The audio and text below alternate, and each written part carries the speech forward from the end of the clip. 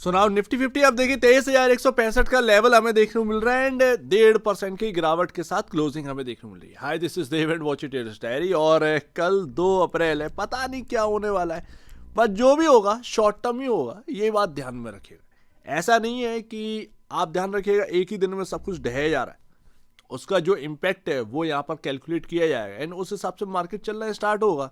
तो 2 अप्रैल है कल की डेट में, रेसिप्रोकल डे का आप जानते ही किस तरीके से टैरिफ्स यहाँ पर जो है लगाए जाने हैं सभी कंट्रीज के ऊपर।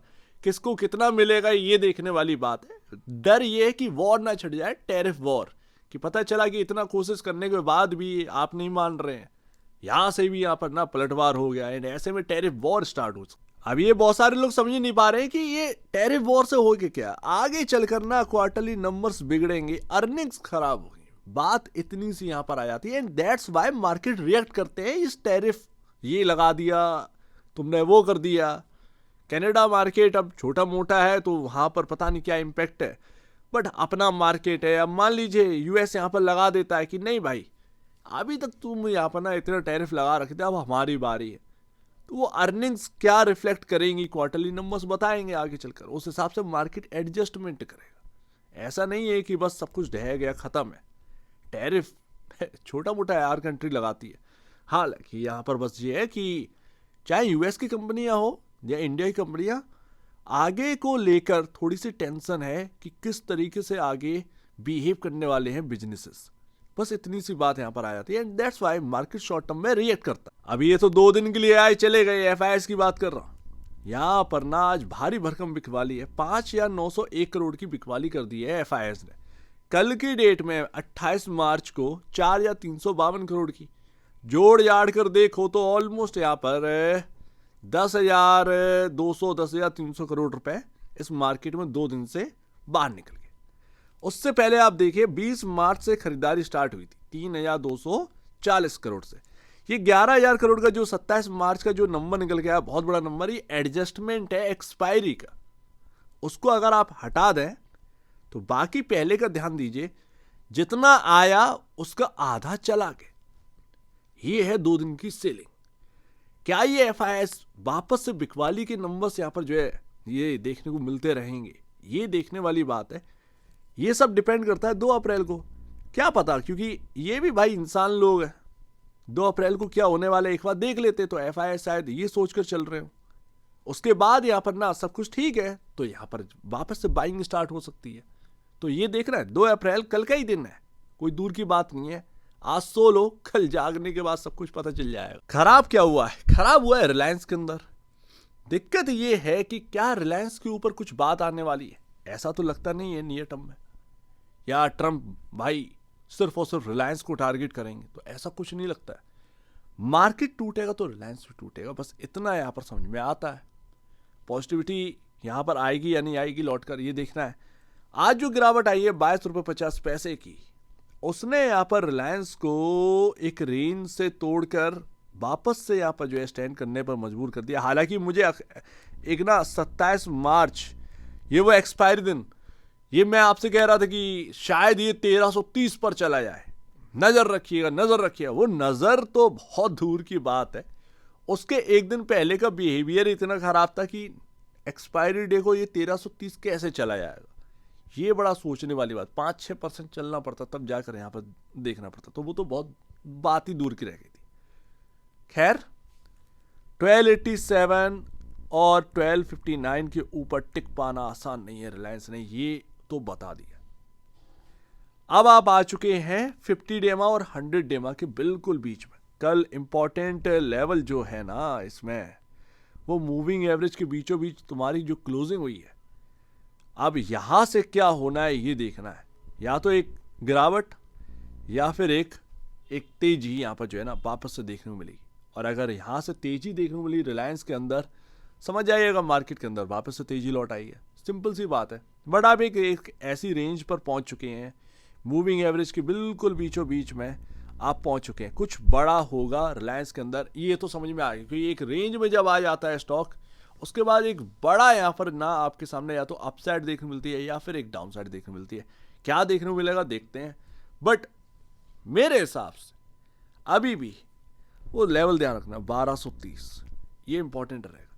लेकिन दिक्कत ये है कि वापस से फिर वही चीज़, यहाँ सेलिंग आई, यहाँ सेलिंग आई और वापस से इधर सेलिंग आई। 1308, 1309, 1310 के आसपास सेलिंग दोबारा से आ गई। ऐसे चलता रहेगा तो क्या सिर्फ निफ्टी को मैनेज करने के लिए ये सब स्टॉक चलाए जा रहे थे? HDFC बैंक का हाल देखो, 2 दिन चलता है, भड़ाक भड़ाक भड़ाक, candle green green green green, एकदम से ही बिकवाली आ जाती है उसके अंदर। मैं तो उस स्टॉक को मानता ही नहीं हूँ कि वो स्टॉक है, वो सीधा सीधा निफ्टी को चलाने और गिराने के लिए यूज किया जाता।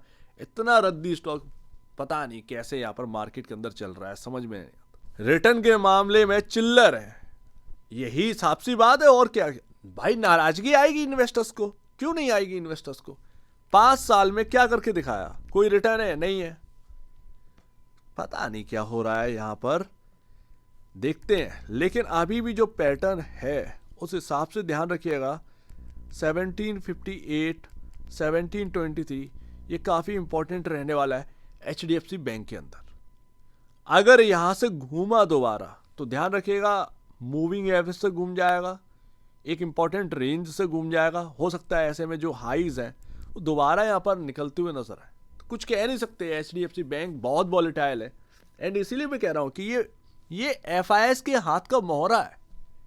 आज की डेट में आप HDFC बैंक को 3% ढकेल दिए, निफ्टी देखो कहां से कहां आ गया। 2% चला रहे थे, निफ्टी कहां से कहां पहुंच गया। तो ये एक मोहरा है, इन्वेस्टर्स के लिए इतना फ्रेंडली अभी नहीं देखने मिल रहा है। ट्रेडर फ्रेंडली, इंडेक्स फ्रेंडली सब कुछ चल रहा है, बट एक इन्वेस्टर फ्रेंडली नहीं बन पा रहा है। देखते हैं भैया क्या रहता। खैर HDFC बैंक दुनिया की 5वीं सबसे बड़ी बैंक है, तो फालतू तो नहीं है, लेकिन इन्वेस्टर फ्रेंडली अभी तो नहीं देखने मिल रही। आने वाले क्वार्टरली नंबर देख लेते हैं फिलहाल का यहाँ पर क्या ख्याल है। तो निफ्टी में लास्ट ये जो ग्रीन लाइन जा रही है ना, इसको समझो जरा, ये 23,000 पर है। एंड एक रेंज बना लीजिए 22,950। ये रेंज में अगर निफ्टी घूमने पे आया तो एक रिकवरी हमें देखने को मिल सकती है, अदरवाइज नहीं। वैसे भी 23,165 पर क्लोजिंग है, 23,000 में कितना ही अंतर है, 165 पॉइंट का अंतर है। कल के दिन तो इतनी वॉलिटिलिटी रहेगी। तो ये अभी ना हाल फिलहाल में इंपॉर्टेंट रेंज है। क्या होगा कि इसके नीचे क्लोजिंग दे दे, फिर मूविंग एवरेज के नीचे अगर जाने लगे तो फिर तो बात ही खत्म हो जाती। यहां पर वापस से क्या मंदी आ जाएगी, देखना होगा। पर यहां पर ना 23,000 और 22,950 काफी इंपॉर्टेंट लेवल रहेगा। मेरे ख्याल से मंदी ना दोबारा तब तक स्टार्ट नहीं होगी जब तक ये Q4 के नंबर स्टार्ट नहीं होगी। Q4 के नंबर एक बार आने लगे, TCS से शुरुआत है, वो नंबर बताएं कि ये मार्केट ऊपर की ओर जाना है या निचले लेवल की ओर जाना है।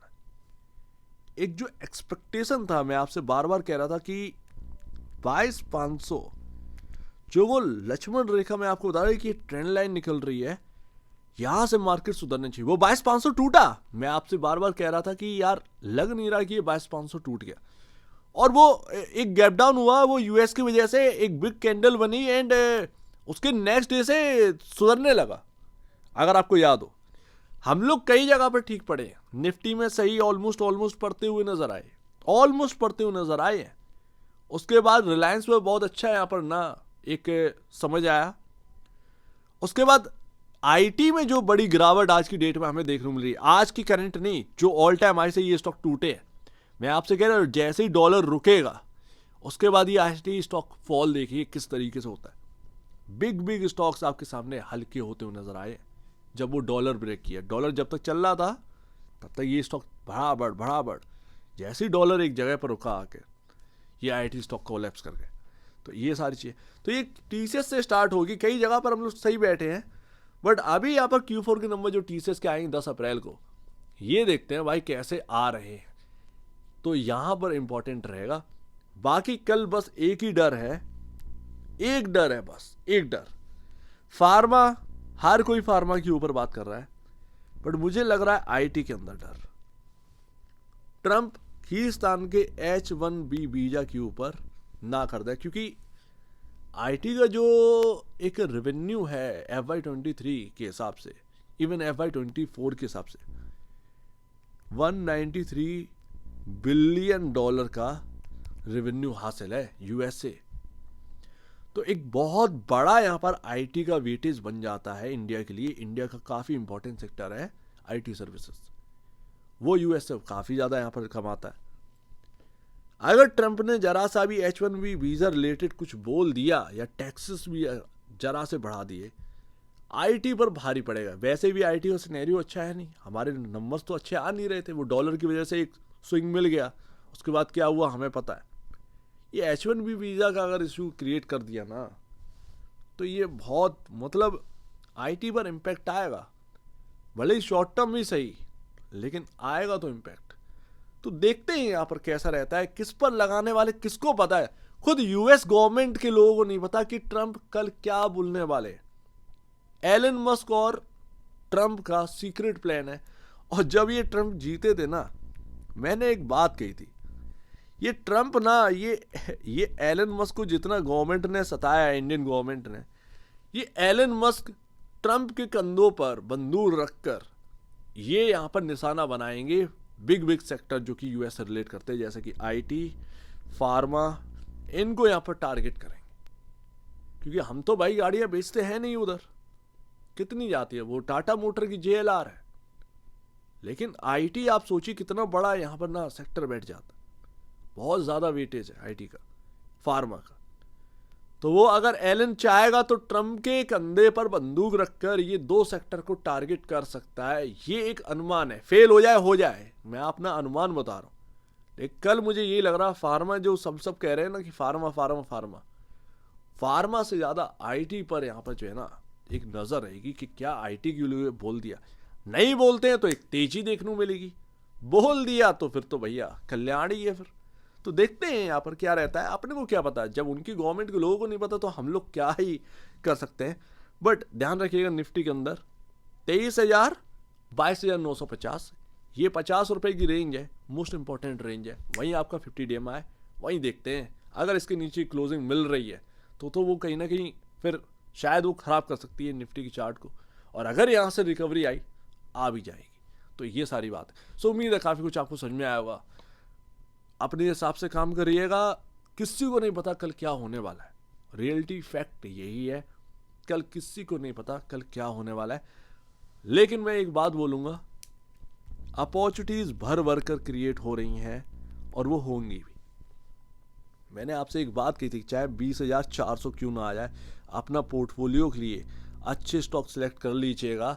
आप जो कमेंट में कह रहे हैं ना कि डरने की बात नहीं है, भाई जब पैसा घुसता है ना, अपने आप तेल निकल जाता है अच्छे लोगों का।